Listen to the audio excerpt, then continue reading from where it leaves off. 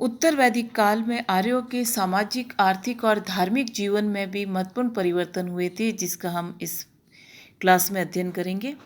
सबसे पहले सामाजिक जीवन।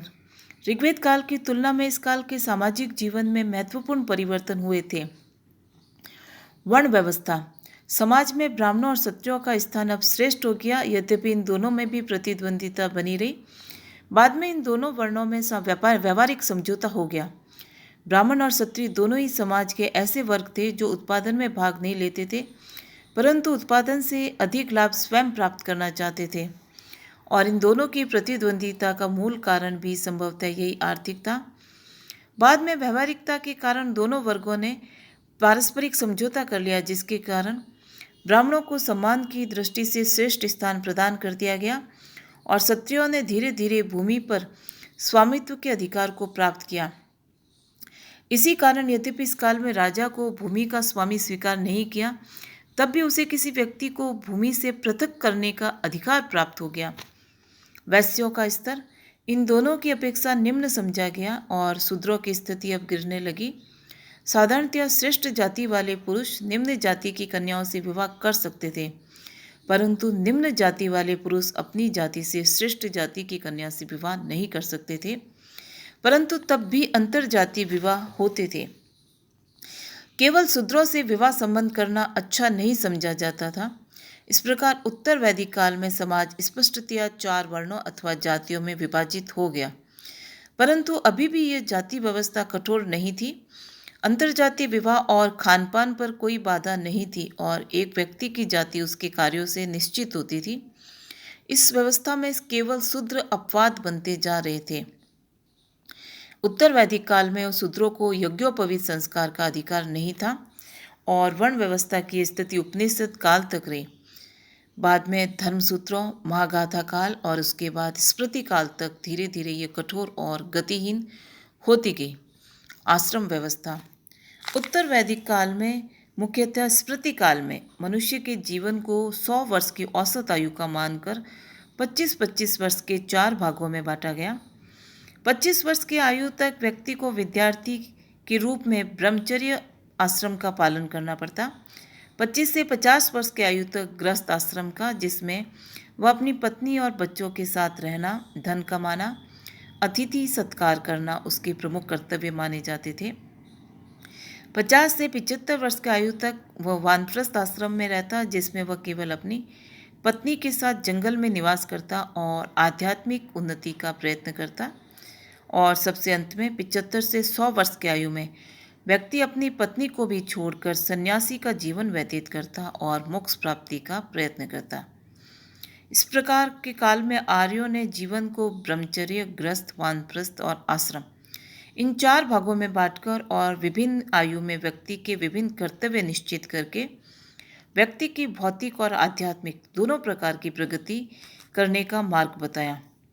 उत्तर वैदिक काल में प्रारंभ में इन चारों आश्रमों का स्पष्ट जिक्र नहीं मिलता। आरंभ में 3 आश्रम प्रचलित हुए, ब्रह्मचर्य, गृहस्थ और वानप्रस्थ। आश्रम व्यवस्था का सर्वप्रथम उल्लेख छांदोग्य उपनिषद में मिलता है और चारों आश्रमों का उल्लेख सर्वप्रथम जाबलोपनिषद में मिलता है। साधारणतया एक व्यक्ति अपने जीवन में इन चारों आश्रमों का पालन करता था, परंतु एक व्यक्ति स्वेच्छा से ब्रह्मचर्य आश्रम के बाद किसी भी आश्रम को चुन सकता था। स्त्रियों की स्थिति। इस काल में स्त्री संबंधी कुप्रथाएं आरंभ नहीं हुई थी। विवाह अब भी एक पवित्र बंधन माना जाता था, जिसका मुख्य उद्देश्य संतान उत्पन्न करना था। इस काल में 8 प्रकार के विवाह प्रचलित थे: ब्रह्म, देव, आर्ष, प्रजापति, गांधर्व, असुर, राक्षस और पिशाच। इनमें प्रथम 4 विधि मान्य थे और अंतिम 4 विधि अमान्य। ब्रह्म विवाह, इसमें पिता अपनी इच्छा से पुत्री का विवाह उपयुक्त व्यक्ति से करता।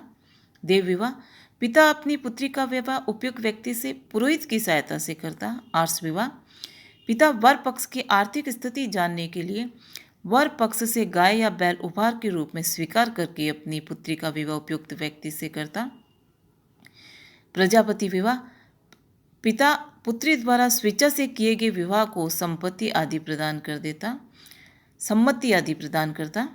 गांधर्व विवाह, इसमें लड़का लड़की स्वेच्छा से विवाह करते थे। असुर विवाह, इसमें पुरुष धन लेकर स्त्री से विवाह करता था। राक्षस विवाह, इसमें पुरुष स्त्री को जबरदस्ती उठाकर ले जाता और उससे विवाह करता। पिशाच विवाह, इसमें पुरुष स्त्री को धोखा देकर अथवा उसकी ना जानकारी में उसे उठाकर ले जाता और उससे विवाह करता था। साधारणतया एक पत्नी प्रथा प्रचलित थी, परंतु बहुपत्नी प्रथा भी थी। परंतु एक स्त्री के कई पतियों ये नाम मात्र का ही था और कुछ विशेष वर्गों या स्थानों तक ही सीमित था। बाल विवाह नहीं होते थे और स्त्रियां स्वेच्छा से विवाह कर सकती थी। विधवा विवाह पर कोई बंधन नहीं था, यद्यपि यह साधारण नियम नहीं था।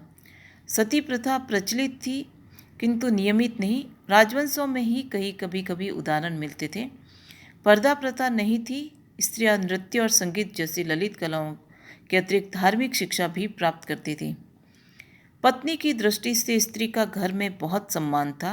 सतवत ब्राह्मण में स्त्री को पुरुष की अर्धांगिनी कहा गया है। गार्गी और मैत्री जैसी विदुषी स्त्रियां इसी काल में हुई थी और स्त्रियों को कुछ विशेष सुविधाएं भी प्राप्त थी। धर्मसूत्रों ने स्मृतियों की तुलना में स्त्रियों के प्रति अधिक उदार दृष्टिकोण अपनाया था और वशिष्ठ धर्मसूत्र में पत्नी को किसी भी स्थिति में त्याज्य नहीं माना गया है। परंतु तब भी इस काल में और मुख्यतः बाद के समय में स्मृति काल में स्त्रियों की स्थिति में गिरावट आनी प्रारंभ हुई। पुत्री का जन्म बुरा माने जाने लगा और कन्याओं को बेचने और दहेज देने के उदाहरण प्राप्त होने लगे। स्त्रियां राजनीतिक सभाओं में भाग नहीं ले सकती थी और परिवार के अनेक धार्मिक कार्य उनके स्थान पर पुरोहित करने लगे। व्यवहारिक दृष्टि से स्त्रियों की स्थिति में गिरावट आ गई। वह अन्य धर्म ग्रंथों में उनके बारे में दिए गए विवरण से भी स्पष्ट होता है। अथर्ववेद कन्याओं के जन्म की निंदा करता है और ऐत्रेय ब्राह्मण में उल्लेख है कि एक स्त्री वह अच्छी है जो कि वो उत्तर नहीं देती है। स्त्रियों की सर्वाधिक गिरी हुई स्थिति मैत्रायणी संहिता में प्राप्त होती है, जिसमें जुआ और शराब की भांति स्त्री को पुरुष का तीसरा मुख्य दोष बताया गया है। एक वाद विवाद के दौरान ऋषि याज्ञवल्क्य ने गार्गी से कहा था, अधिक विवाद न करो अन्यथा तुम्हारा सिर तोड़ दिया जाएगा। कहीं कहीं पर सत्रियों में सती प्रथा और स्त्रियों को पुरुषों के सम्मुख खुले मुंह नहीं जाने यानी पर्दा प्रथा के प्रारंभ होने का संकेत भी मिलता है। भोजन, वस्त्र, आभूषण, मनोरंजन आदि। इस काल में आर्यों का मुख्य भोजन दूध, अन्न, दूध से बने हुए अन्य पदार्थ और मांस थे। जौ और चावल उनके मुख्य अन्न थे। चावल की कृषि होने लगी थी। गेहूं का प्रयोग कम था। सुरा और सोम अब भी उनके प्रमुख पेय पदार्थ थे। वस्त्रों में प्रगति हो गई थी। सूती और ऊनी वस्त्रों के अतिरिक्त अब रेशमी वस्त्रों का प्रयोग भी प्रारंभ हो गया था। ये विभिन्न रंगों के और सिले हुए होते थे। मृगचर्म का प्रयोग अभी भी था। प्रमुख वस्त्रों में वास, अधिवास, नीवी के अतिरिक्त तारपीय, पगड़ी, उत्तरीय, कंबल, शॉल आदि थे। जूते का प्रयोग भी होता था। स्त्री और पुरुष दोनों ही आभूषण पहनते थे। सोने और कीमती पत्थरों के अतिरिक्त अब आर्य चांदी का प्रयोग भी करने लगे थे, जिसका ज्ञान ऋग्वैदिक आर्यों को नहीं था। इस काल में आर्यों ने नगरों का निर्माण कर लिया। बड़े बड़े विशाल भवन और महल बनने लगे। कौशाम्बी और हस्तिनापुर में इस समय के नगरों के अवशेष प्राप्त हुए हैं। मनोरंजन के साधनों में नृत्य, संगीत, युद्ध क्रीड़ा, रथ दौड़ के अलावा घुड़दौड़ भी सम्मिलित हो गई थे। आर्यों का नैतिक जीवन अब भी श्रेष्ठ था। सदाचार और सत्कर्म उनके जीवन के आधार थे। शिक्षा का प्रारंभ उपनयन संस्कार से होता था। राज्य की ओर से शिक्षा का प्रबंध नहीं था। गुरु अपने घरों अथवा आश्रमों में निःशुल्क शिक्षा प्रदान करते थे। विद्यार्थियों को शिक्षा के लिए गुरु के पास ही रहना पड़ता था और वे प्रत्येक प्रकार से गुरु की आज्ञा का पालन करते, उनकी सेवा करते, भिक्षा मांग कर लाते और शिक्षा समाप्त होने पर गुरु को स्वेच्छा से गुरु दक्षिणा देते थे। स्त्री पुरुष दोनों ही शिक्षा प्राप्त करते थे और विद्वान स्त्रियां शिक्षा प्रदान भी करती थी।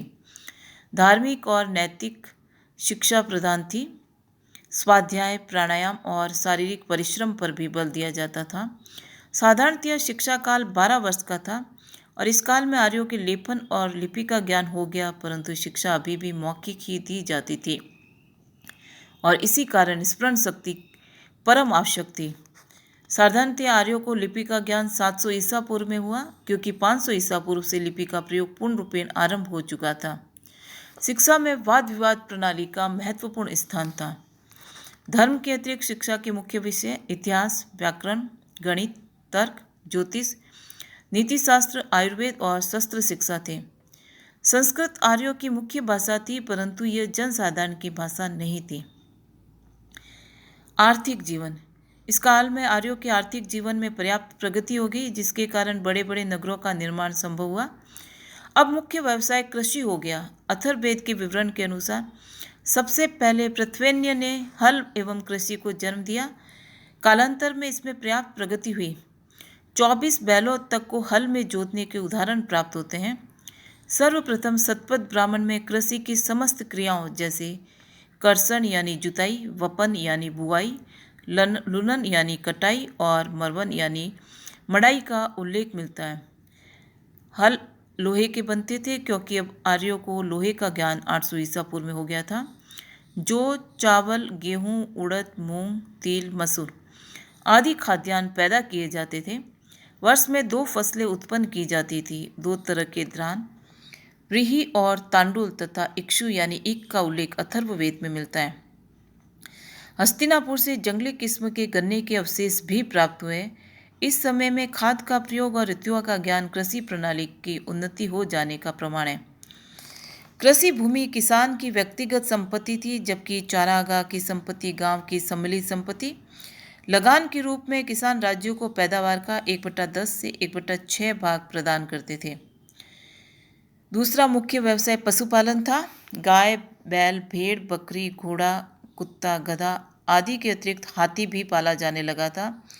इसके अतिरिक्त शिकारी, मछुए, सारथी, कुम्हार, सुनार, लुहार, रस्सी बनाने वाले, टोकरी बुनने वाले, धोबी, नाई, जुलाहा, रंगरेज, नर्तक, ज्योतिष, चिकित्सक, गायक, जौहरी आदि का उल्लेख मिलता है, जो इस काल के विभिन्न व्यवसायों के प्रतीक हैं।